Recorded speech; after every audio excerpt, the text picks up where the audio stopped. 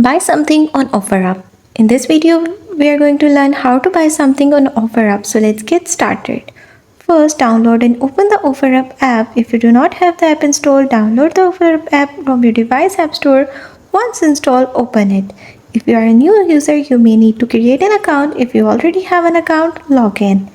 Use the search bar or browse through categories to find the item you want to buy. Tap on the item you are interested in to view in details. This will include the seller description, price and photos. If you have any question or need more information, you can use the messaging feature within the app to contact the seller. Discuss details with the seller such as the price, meeting location or shipping option. Offer-up transactions often involve in-person meetings for local sales. If both parties agree on the terms, you can proceed with the purchase. Offerup may have an integrated payment system or allow for in-person cash transactions.